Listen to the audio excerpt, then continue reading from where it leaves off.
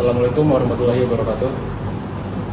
Perkenalkan, kami dari kelompok 12. Di sini kami akan menjelaskan isi proposal kita yang berjudul Revitalisasi Permainan Tradisional Khas Jawa Barat. Sebelumnya, perkenalkan, nama saya Firda Fikul Hakim.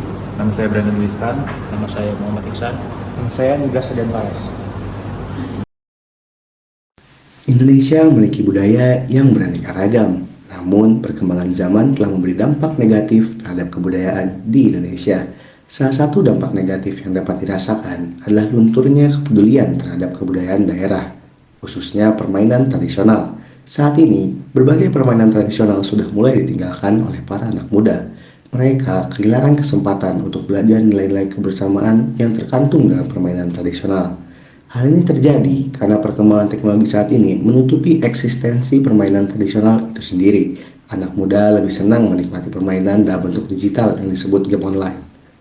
Padahal, bermain game online dapat menyebabkan kecanduan. Kecanduan game online dapat menimbulkan masalah sosial. Pecandu game online biasanya mengalami kesulitan untuk bersosialisasi dengan orang lain. Tidak hanya itu, kecanduan game online juga dapat menyebabkan masalah kesehatan. Paparan di layar ponsel secara terus-menerus dapat mengganggu penglihatan. Oleh karena itu, kami merancang acara pameran dan lomba di daerah sekitar kami, yaitu Desa Sayang, sebagai wadah interaksi bagi anak muda, serta sarana untuk melestarikan permainan tradisional khas Jawa Barat. Tentunya, kegiatan yang kami lakukan memiliki tujuan. Tujuan dari kegiatan yang akan kami lakukan adalah sebagai berikut. Yang pertama, untuk mengetahui alasan permainan tradisional semakin tertinggal. Yang kedua, untuk memberikan solusi dalam melestarikan permainan tradisional Sunda.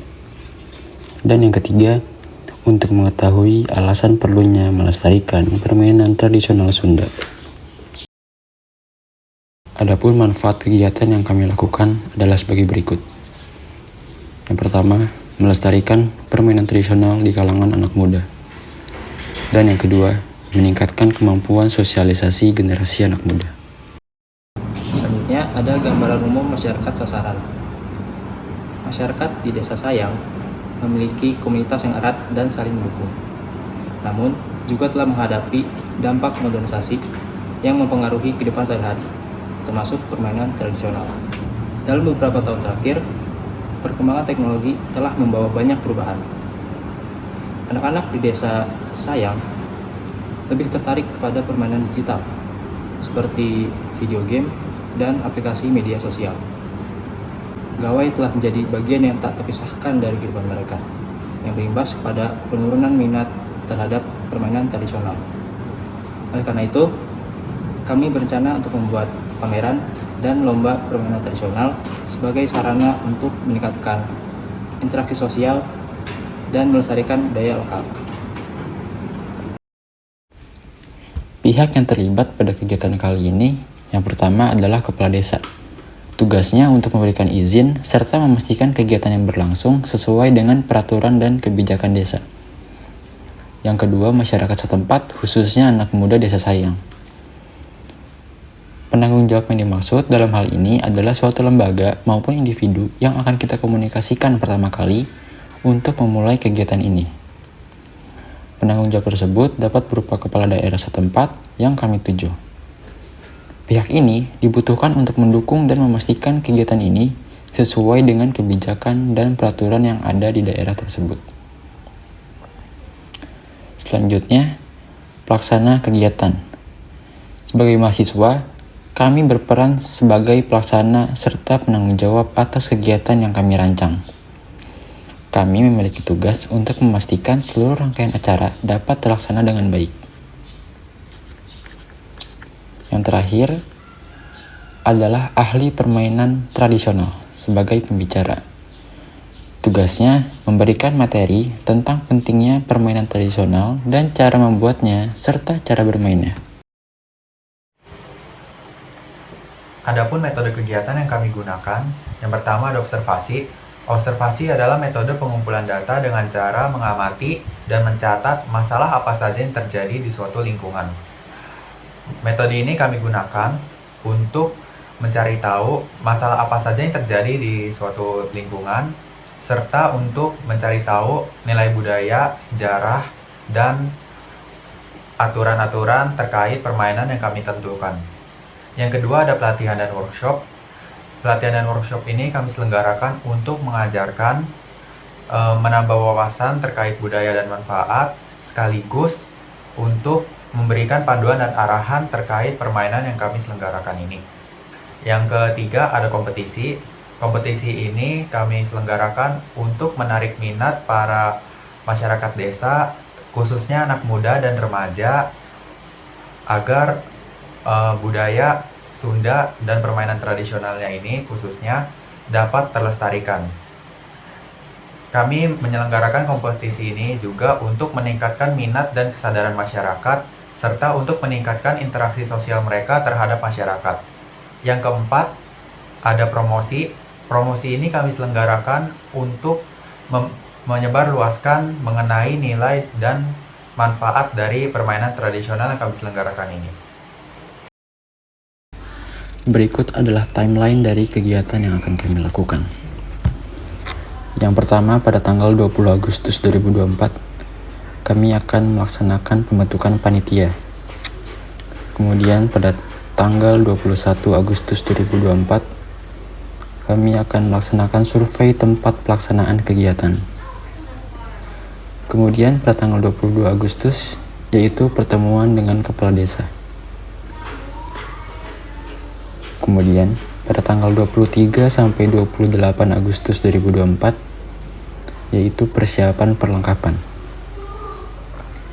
Selanjutnya, promosi kegiatan akan kami laksanakan pada tanggal 29 sampai 31 Agustus 2024. Yang terakhir, pelaksanaan kegiatan akan kami laksanakan pada tanggal 1 sampai 2 September 2024. Selanjutnya kami akan menampilkan jadwal kegiatan. Pada hari pertama, kami akan melaksanakan pameran dan edukasi permainan tradisional, tepatnya pada tanggal 1 September 2024. Kemudian pada hari kedua, kami akan melaksanakan lomba dan kompetisi permainan tradisional, yang bertepatan pada tanggal 2 September 2024. Berikut kami tampilkan rencana anggaran biaya untuk kegiatan yang akan kami lakukan. Dapat kita lihat, RAB di sini terbagi menjadi dua, yaitu untuk kegiatan pameran dan kegiatan lomba. Untuk kegiatan pameran sendiri membutuhkan biaya sebesar Rp5.750.000. Kemudian untuk kegiatan lomba membutuhkan biaya sebesar Rp5.420.000. Sehingga total biaya yang diperlukan pada kegiatan kali ini adalah Rp11.170.000. Globalisasi telah membawa dampak positif dan negatif terhadap kebudayaan di Indonesia. Salah satu dampak negatif yang dapat dirasakan adalah mulai lunturnya kepedulian terhadap kebudayaan daerah yang merupakan sesuatu yang turun-temurun. Kebudayaan daerah tersebut dapat meliputi adat istiadat, tari tradisional, dan permainan tradisional. Saat ini, berbagai permainan tradisional mulai ditinggalkan oleh para anak muda. Mereka kehilangan kesempatan untuk belajar nilai-nilai kebersamaan, kerjasama tim, dan kearifan lokal yang terkandung dalam permainan tradisional. Hal ini terjadi karena perkembangan teknologi pada saat ini menutup eksistensi permainan tradisional di setiap daerah. Pemerintah Indonesia sudah melakukan upaya untuk melestarikan permainan tradisional. Upayanya adalah mengintegrasikan permainan tradisional ke dalam pelajaran seni budaya. Sayangnya, upaya dari pemerintah tidak cukup. Masyarakat juga harus turut andil dalam upaya tersebut agar permainan tradisional dapat dilestarikan. Oleh karena itu, kami merancang pameran dan lomba permainan tradisional sebagai wadah bagi anak muda untuk bersosialisasi sekaligus berperan aktif dalam misi pelestarian budaya tradisional. Acara ini berfungsi sebagai sarana edukasi yang mengajarkan nilai-nilai kerjasama, sportivitas, dan kreativitas yang terkandung dalam permainan tradisional. Dengan dukungan dan partisipasi aktif dari masyarakat, Diharapkan permainan tradisional dapat kembali menjadi bagian dari kehidupan sehari-hari.